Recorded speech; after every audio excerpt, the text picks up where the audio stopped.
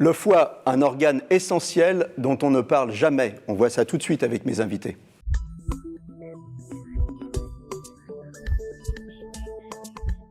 Alors, je suis avec Madame Camille Théron-Charles. Vous êtes présidente de l'AMF. C'est toujours difficile, les sigles des associations. Alors, c'est l'Association des maladies foie enfant. Et vous êtes aussi maman d'une petite fille qui est malade et vous êtes future donneuse vivante pour cette petite fille. Avec moi aussi sur le plateau, le professeur Didier Samuel. Vous êtes gastro-entérologue, vous êtes hépatologue, vous êtes doyen de la faculté de médecine Paris-Sud. Et c'est pas tout, hein, vous avez encore du temps libre. Vous êtes responsable de l'unité d'hépatologie et de réanimation. Vous êtes directeur médical du programme de transplantation hépatique à l'hôpital Paul Brousse. Et vous avez trouvé le temps d'écrire ce bouquin, La crise de foie n'existe pas. Le cœur, le poumon, on voit bien à quoi ça sert. Quand on parle du foie, ça devient beaucoup plus flou. Alors le foie, à quoi ça sert? À tout, c'est une usine, c'est l'usine de l'organisme. Le foie fabrique toutes les protéines, quasiment toutes les protéines de l'organisme. C'est aussi un organe essentiel pour détoxifier l'organisme et notamment tout ce qui vient de l'intestin. Et donc il est pur, il enlève les bactéries. Il régule aussi notre taux de sucre dans le sang, notre taux de lipides également dans le sang. C'est un organe absolument vital, essentiel, qui est en effet mal connu. C'est une usine à la fois de production et d'épuration. Hein, tout à fait. Un peu. Oui. C'est-à-dire quand on passe l'épuration, on pense au rein, mais il y a le foie. Le rein est essentiellement un organe d'épuration, alors que le foie fait les deux. C'est l'organe de synthèse et c'est de très loin le plus grand organe de synthèse de tout, nos hormones, les enzymes, les protéines, les anticorps, tout ce qui est nécessaire à la vie. Le foie, il faut en prendre soin au quotidien. Quand on pense au foie, on pense à l'alcool, mais il n'y a pas que l'alcool, il faut en prendre soin au quotidien. Le foie, c'est un organe qui est très résistant, il résiste à la plupart des agressions aiguës. Par contre, ce qui supporte mal, c'est l'accumulation des choses, et notamment pour l'alcool, c'est la consommation chronique d'alcool pendant des années de façon régulière, journalière, qui fait qu'à la fin, il peut évoluer en effet vers une cirrhose. Mais c'est la même chose pour d'autres agresseurs qui sont la graisse, comme dans la stéatose ou dans ce qu'on appelle la NASH, qui est la stéatohépatite non alcoolique du foie. Ce qu'on appelle le foie gras humain, ou alors la maladie du soda, hein, c'est ça? Tout à fait. Voilà. Donc ça peut aussi abîmer le foie. Et puis il y a aussi d'autres agresseurs qui sont les virus des hépatites par exemple, le virus d'hépatite B, le virus d'hépatite C, et c'est dans tous les cas des affections chroniques, c'est-à-dire qui durent sur 10, 20, 30 ans, qui progressivement abîment le foie. C'est cet aspect chronique, l'accumulation, c'est ça qui est vraiment destructeur pour le foie, l'accumulation. Alors par exemple sur l'alcool, on s'arrête 3 secondes, il y a des débats où on nous dit 2 verres par jour, après on nous dit 1 verre par jour. Bon, d'abord, ce n'est pas une obligation de boire 1 ou 2 verres par jour, c'est vraiment une limite, et puis il vaut mieux pas en prendre tous les jours en fait, c'est ça, c'est ce que vous nous dites. En fait, en effet, l'idée d'un verre par jour vient du régime méditerranéen qui peut-être protège un petit peu des complications cardiovasculaires. Au-delà d'un verre par jour, déjà 2 verres par jour, c'est 14 verres par semaine, plus le week-end où on boit souvent beaucoup plus. Ce qui fait que c'est mathématique et donc c'est une accumulation très importante. Ce qui fait que ce qui est recommandé, en effet, c'est pas de boire tous les jours. Et déjà, si on fait attention à ne pas boire à chaque repas et pas boire tous les jours, on diminue considérablement sa consommation d'alcool. À l'inverse, alors on peut détoxifier son foie, et là c'est pareil, il ne faut pas faire n'importe quoi. Il ne faut pas faire n'importe quoi. D'abord, le foie, c'est un très bon organe de détoxification, c'est lui qui est le plus puissant de l'organisme. Il ne faut pas faire n'importe quoi parce que souvent ce que l'on dit, on n'en sait pas trop. Les cures de jeûne, les cures d'amaigrissement très, très, très profondes sont parfois aussi délétères parce que quand on perd 15 kilos ou 20 kilos en 3 mois, très souvent on les récupère aussitôt en encore moins de temps et l'accumulation des graisses qui se fait à ce moment-là de façon non régulière, non homogène, elle peut se accumuler au niveau du foie et l'agresser. Donc la meilleure détox, c'est de la modération, et puis aider son foie en buvant aussi de l'eau. Boire de l'eau, c'est toujours bon. C'est toujours bon. Donc, et puis, en effet, quand on a surmangé ou surbu, c'est pas mal de faire un petit break. Mais il ne faut pas, par contre, passer à l'excès inverse, c'est-à-dire on a besoin quand même de manger régulièrement, donc il faut manger moins et plus équilibré. Quels sont les signes qui doivent nous alerter quand le foie se dérègle? Ça commence par quoi? En fait, le problème du foie, c'est comme beaucoup de maladies, elles sont silencieuses jusqu'à ce qu'il arrive des complications. Donc c'est la problématique. Pour la plupart des maladies hépatiques, donc du foie, c'est pour ça qu'un bilan de dépistage est utile, parce que le foie est un organe qui souffre en silence, et quand les choses apparaissent, c'est-à-dire quand apparaît par exemple une jaunisse, c'est-à-dire on a les yeux jaunes ou le teint jaune, quand apparaît de l'eau dans le ventre, de l'acide, ou quand on fait même une hémorragie, sont déjà des signes très tardifs. Donc c'est là où je pense qu'il faut aussi envisager régulièrement de faire des tests sanguins pour mesurer les enzymes du foie. C'est aussi simple que ça, et s'ils sont anormaux, à ce moment-là, on va un peu plus loin. D'accord, donc faut surveiller. Il faut surveiller, alors notamment, et là je me tourne vers vous, il faut surveiller les nourrissons. Hein.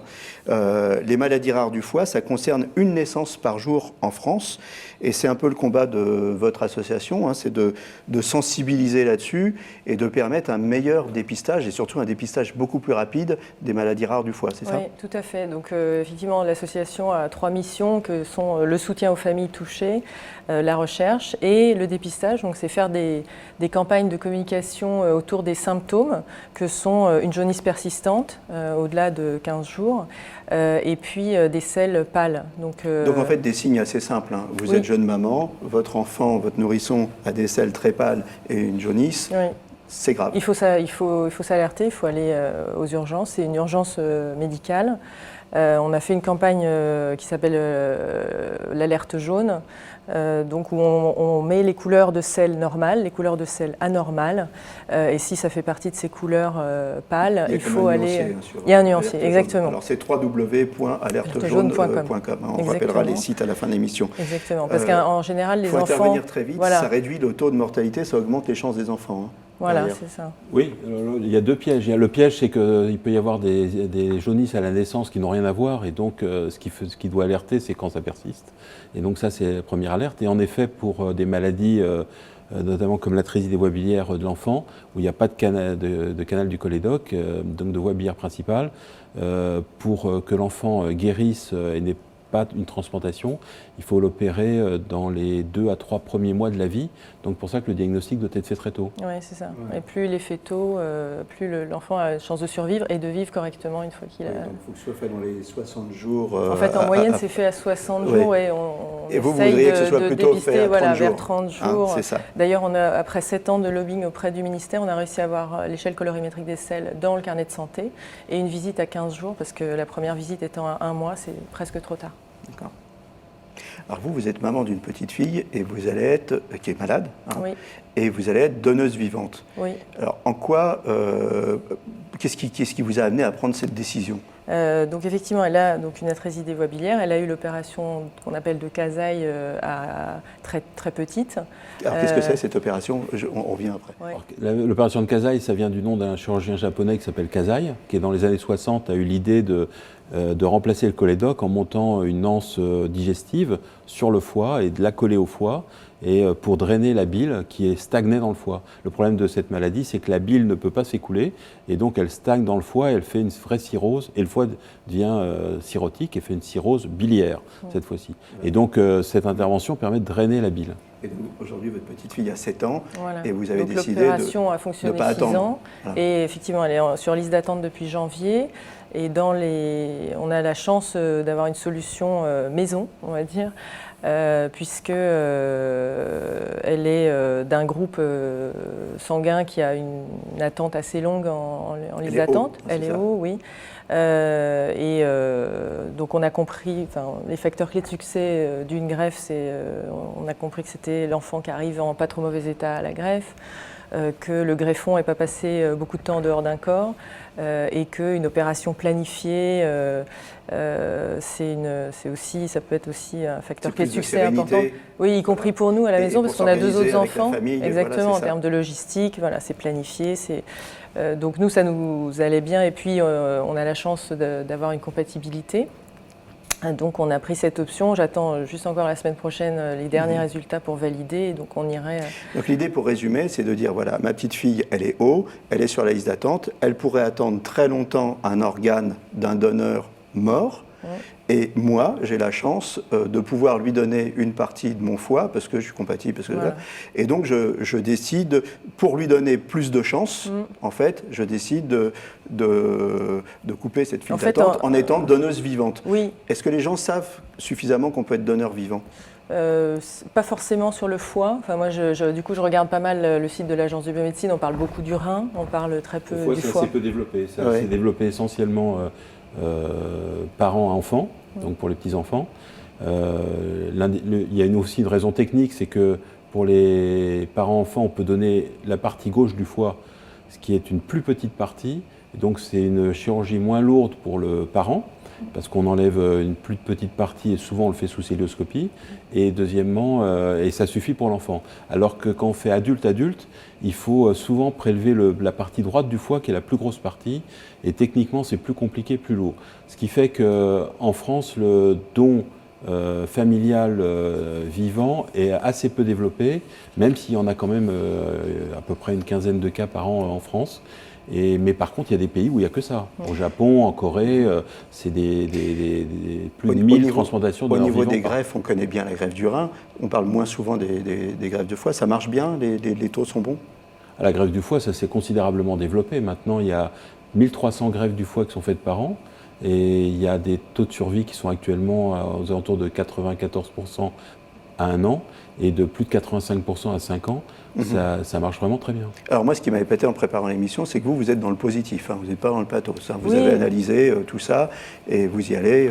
Oui, moi je pense que quand on est positif, il y a plus de, ça donne un élan vital qui entraîne les bonnes choses. Donc je regarde que la solution. Et vous m'avez dit que parfois ça déstabilisait un peu les équipes médicales.